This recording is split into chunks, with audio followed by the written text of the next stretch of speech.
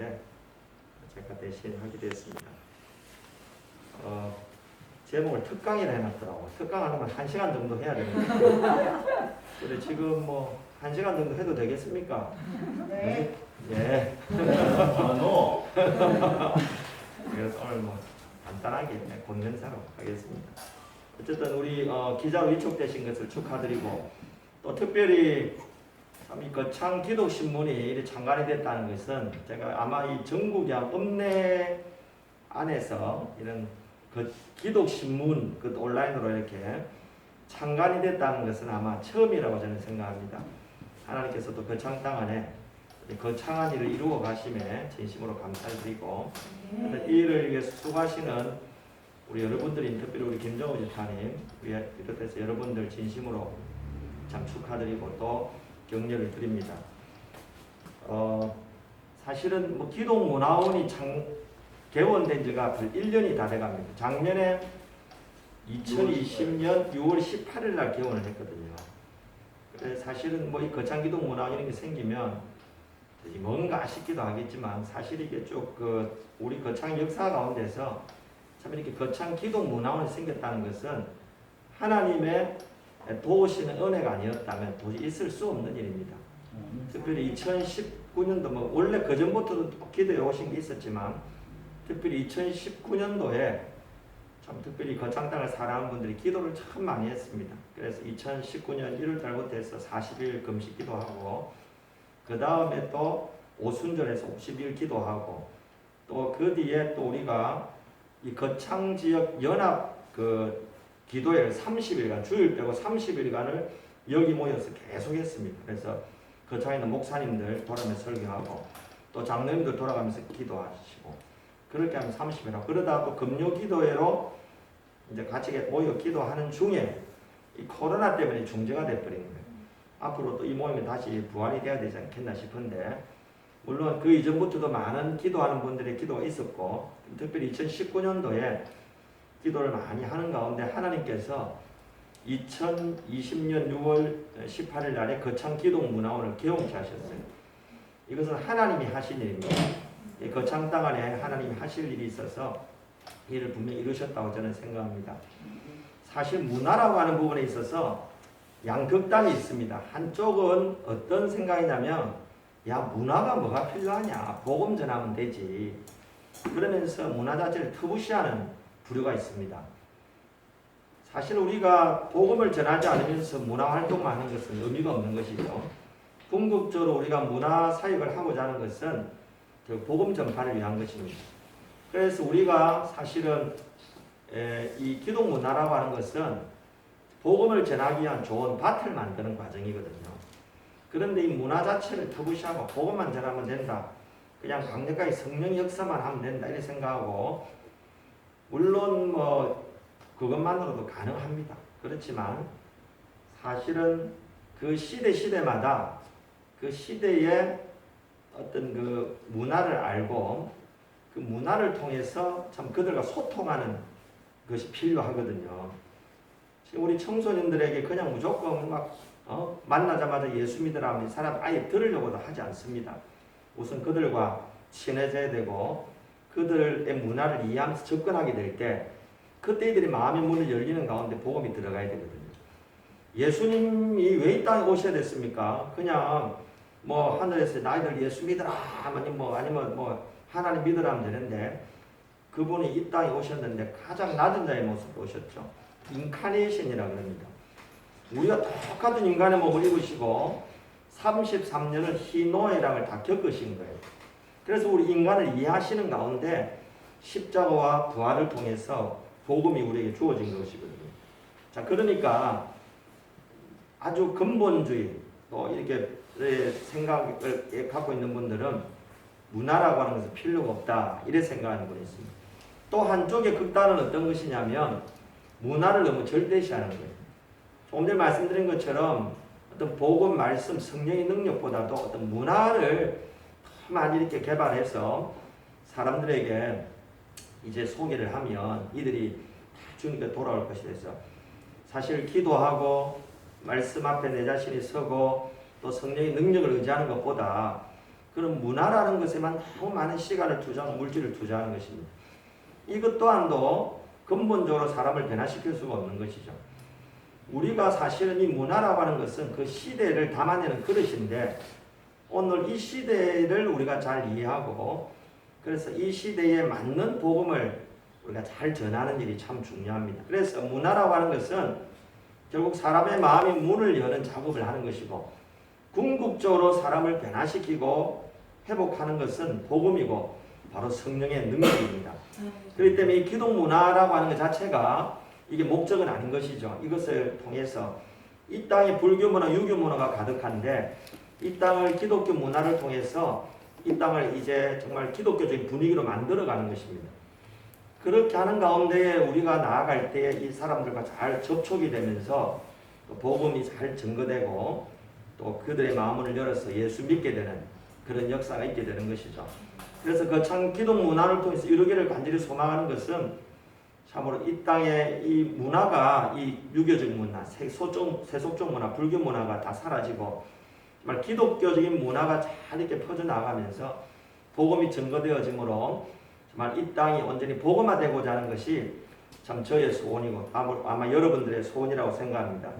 그래서 거창이 완전히 복음화되는 그날 우리가 하나님의 영광을 보게 될 것입니다. 저는 그 소원을 가지고 지금도 기도하고 있습니다. 78개 교회가 각 교회마다 회개운동이 일어나게 하시고 교회가 부흥되게 하시고 연합하게 하여 주셔서 하나님 이 거창 땅이 정말 하나님이 기뻐하는 성시화가 이루어지게 해달라고 저는 계속 기도하고 있습니다. 우리가 함께 이를 놓고 기도해야 된다 생각합니다. 특별히 코로나 때문에 우리가 여러 가지 어려운 점도 많지만 코로나 덕분에 얻는 유익들도 있습니다. 우리 작년에 특별히 이 코로나 덕분에 우리가 트리문화축제를 야외 행사지에서 하지는 못했지만 우리가 유튜브를 통해서 또 전석 있는 사람들과 함께 할 수 있었습니다.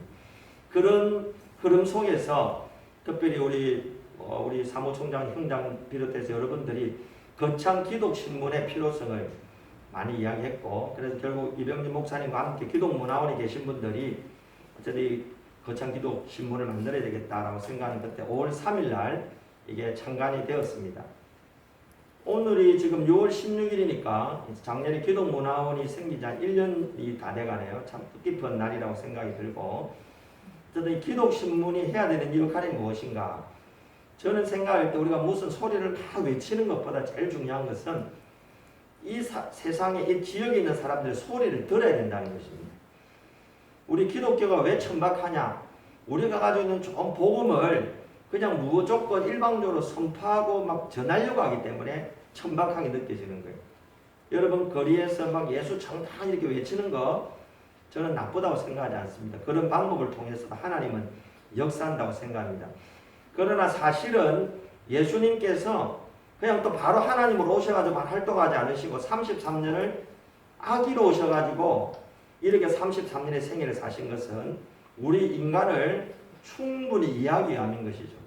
그렇기 때문에 오늘 이 시대에 우리가 복음을 잘 전하려면 사실은 이 땅에 있는 사람들의 소리를 잘 들어야 됩니다. 이 사람들이 무슨 소리를 하는지 우리가 적극적 경청을 해야 됩니다. 여러분 우리가 대화할 때도 마찬가지잖아요. 막 자기가 옳다 생각하고 일방적으로 주장하는 곳에는 진정한 화합과 소통이 일어날 수가 없습니다. 사실은 자기의 생각을 내려놓고 상대방이 무슨 생각을 하는지를 잘 들어야 됩니다. 잠언 26장 12절에 보면 스스로 지혜롭게 여기는 자를 보느냐 이보다 미련한 자에게 희망이 있다고 그랬습니다. 미련한 자 중에 미련한 자는 어떤 사람인가? 자기가 스스로 지혜롭다 생각하고 자기 이야기만을 하고자 하는 것이죠. 그래서 잠언 26장 12절과 연결되어 있는 말씀이 잠언 29장 20절입니다. 그 말씀에 보면 말이 조급한 사람을 보느냐 이보다 미련한 자에게 희망이 있느니라 그랬습니다. 스스로 지혜롭다고 여기는 자는 자기의 말을 막 하려고 하기 때문에 말이 조급해진다는 거예요. 그러나 지혜로운 사람은 다른 사람이 무슨 말을 하는가라고 잘 들으려고 합니다. 그것을 액티브 리스닝, 적극적 경청이라고 그러는 거예요. 이 적극적 경청은 세 가지가 있습니다. 주의, 집중, 그 다음에 존중, 공감입니다. 그래서 내가 생각하는 것을 말하려고 하기보다 상대방이 무슨 말을 하려는지를 들어야 됩니다. 사실은 상대방이 말하는 걸 제대로 듣지 않으면 결코 소통이 일어날 수 없습니다. 왜 우리 사회가 지금 소통이 없느냐? 그만큼 상대방 말을 들으려고 하지 않습니다. 모두가 자기 이야기를 하려고 하죠. 왜 그렇습니까? 이제는 너무 사람들이 억눌러 살았거든. 그러니까 이제 자유라는 것이 막 주어지니까 자기 이야기를 막 하려고 하는 거예요. 그러다 보니까 소통이 안 되는 거예요. 그래서 오늘 이 시대 가장 큰 화두가 무엇입니까? 소통인 거예요. 사람 간에 소통이 안 돼. 대화가 안 돼요. 가정 안에서도 부부끼리 대화가 안 되고 부모와 자녀 간에도 대화가 안 되고 또 우리 교회 안에서도 이 대화가 안 되는 거예요. 소통이 안 되는 거예요. 그 이유는 무엇이냐? 상대방의 말을 들으려고 하지 않기 때문입니다. 그래서 우리는 잘 대화하려면 사실은 상대방의 이야기를 잘 들으려고 하는 마음이 필요합니다. 우리가 왜 하나님 음성을 잘 못 듣습니까? 그것은 내 생각을 내려놓지 않기 때문에. 사람들이 하나님 음성 듣는 게 힘들다는데 힘든 게 아니에요. 사실은 내 생각으로 가득 차 있기 때문에 하나님의 음성을 들을 수가 없는 것입니다. 내 생각을 다 내려놓아야지만이 진짜 하나님의 음성이 들리기 시작합니다. 우리도 관계 안에서 내 생각을 내려놓아야지 지금 상대방이 무슨 말을 하려는지가 들리는 거예요.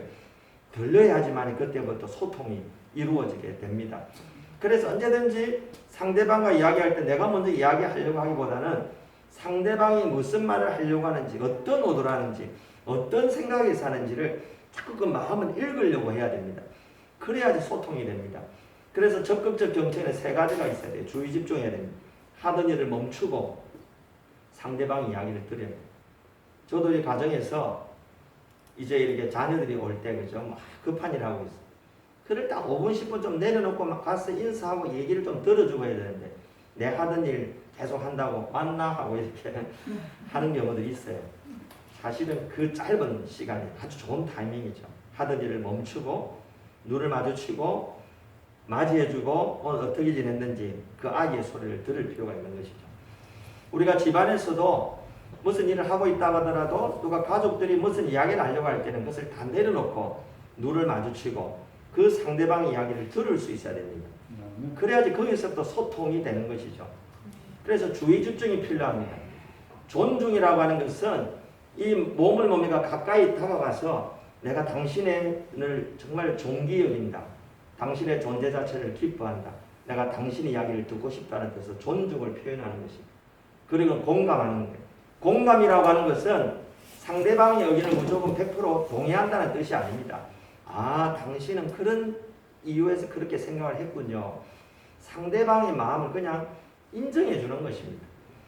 그러면서 또 자기 이야기를 할 수가 있는 것이죠. 그래서 우리가 진정 오늘 이 시대에 진정한 소통을 하기 위해서는 우리가 상대방의 이야기를 잘 들어야 돼요. 특별히 우리 기자들은 이 땅의 이야기를 잘 들어야 됩니다. 이 땅에 있는 사람들이 믿는 자든 안 믿는 자든 이들이 무슨 소리를 지금 하기를 원하는지 그 소리를 잘 듣는 것이 너무나도 중요합니다. 그리고 나서 우리는 하늘의 소리를 들어야 됩니다. 그 세상의 소리에 대해서 우리가 어떤 소리를 해야 될 것인지에 대해서 하늘의 소리를 들어야 돼요. 하나님께 물어야 됩니다. 하나님과 동행하는 삶이라고 하는 것은 24시간 하나님과 늘 교제 나누는 삶입니다. 그래서 주님이 주일날에 교회만 가서 있는 분이 아니라 7일 동안 24시간 나와 함께 하심을 기억하고 늘 하나님과 동행하면서 그분께 묻는 삶을 사는 거예요. 예수님 어떻게 할까요? 지금 저 사람이 이런 이야기 하는데 주님 내가 어떻게 말을 했으면 좋겠습니까? 제가 목회자다 보니까 상담하는 일이 굉장히 많거든요. 이제 그런 이제 상담들을 할 때 어떨 때는 도대체 무슨 말을 해줘야 될지 모를 때가 많이 있습니다. 그럴 때마다 계속 기도하는 거죠. 성령님, 내가 저 말에 대해서 어떻게 대답을 해야 되겠습니까? 성령님 좀 가르쳐 달라고. 이렇게 기도를 하면요. 희한하게 성령께서 가르쳐 주세요. 자, 그런 걸 너무 많이 경험했어요. 근데 어떨 때는 딱 들어볼 때 내가 다 아는 거라 생각하고 성령님을 의지하자고 내가 아는 지식으로 할 때는 그때 하나님의 임재를 경험하지 못하는 거예요. 우리는 내가 알고 있는 내용일 것이라 생각할지라도 끊임없이 주님께 물어야 됩니다. 하나님 어떻게 말을 해야 될까요? 지혜를 주세요. 나는 지혜가 없습니다. 하나님의 지혜가 필요합니다. 훈련을 해야 됩니다. 저도 안 될 때가 많이 있지만 그렇게 하려고 애를 많이 씁니다. 노력합니다. 그것을 위해 또 기도합니다. 그래서 우리가 정말 상대방의 소리를 듣는 동시에 하나님의 소리를 들을 수 있어야 됩니다. 오늘 이 땅을 향한 하나님의 소리가 무엇인가 그 소리를 들어야 됩니다. 우리가 그 소리를 들으려면 그만큼 우리가 말씀을 묵상해야 되고 기도해야 됩니다. 거창 기독 문화원일이나 또 이 기독 신문의 일이나 그 다음에 우리 거창 기독교연합회 또 장로연합회 이 모든 일들을 하기 위해서는 우리가 기도하지 않으면 안 됩니다. 여러분이 잘 아는 세례 요한이 그죠? 이사야서에 예수님 앞에 오실 것을 예언하고 있는데 이 세례 요한을 향해서 뭐라고 이야기합니까? 그죠? 외치는 자의 소리다 그랬습니다. 그런데 이 세례 요한이 오늘 예수님이 오시기 전 400년 전이 암흑기였거든요. 암흑기라고 하는 것은 다른 게 암흑기가 아니라 하나님의 말씀이 들려지지 않는 그 시기가 400년이 암흑기인 거예요. 성경이 전혀 기록되지 않았습니다. 그런 암흑기의 정점에 이 세례 요한이 광야에서 하나님의 소리를 들은 거예요. 우리가 진정으로 하나님의 소리를 들으려면 광야로 가야 되는 것이죠. 여러분 광야라고 하는 히브리어가 미드바르입니다. 미드바르. 그런데 하나님의 말씀이라고 하는 히브리어가 드바르입니다. 광야가 뭐라고요? 미드바르. 말씀이 뭐라고요? 드바르. 같은 단어예요. 광야에서 하나님의 음성이 들리는 거예요. 다시 말해서 홀로 하나님 앞에 머물러 있을 때 내 힘으로는 아무것도 할 수 없습니다라고 나의 힘을 빼고 우리가 그분 앞에 앉아 있을 때 하늘의 소리를 들을 수 있습니다. 하늘의 소리를 듣고 그 소리를 전해야 되는 거예요. 나의 소리를 전하게 되면 그것은 전혀 영향력이 없습니다. 사람을 변화시킬 수 없습니다. 여러분이 기사를 쓴다 고생이 많으신데 기사를 쓸 때도 하나님의 소리를 들어야 됩니다. 하나님의 소리를 가지고 이제 세례 요한처럼 외쳐야 되는 것이죠. 세례 요한이 광야에서 하나님의 소리를 들었기 때문에 바로 외치는 자의 소리가 될 수 있었습니다. 우리가 오늘 이 시대를 살아갈 때 이 땅의 소리를 듣고 그 다음에 하나님의 소리를 듣고 이 하나님의 소리를 외칠 수 있어야 됩니다. 그럴 때 기독신문을 통해서 이 땅의 진정한 소통과 회복과 하나됨을 우리가 경험할 수 있다고 생각합니다. 그래서 정말 이 거창 기독신문이 정말 이 땅을 하나님의 나라 바실레이아 하나님의 나라로 만들어가는 일에 또 귀하게 쓰임받게 되기를 특별히 여기 계신 모든 분들이 다 되기를 주님의 이름으로 축복합니다.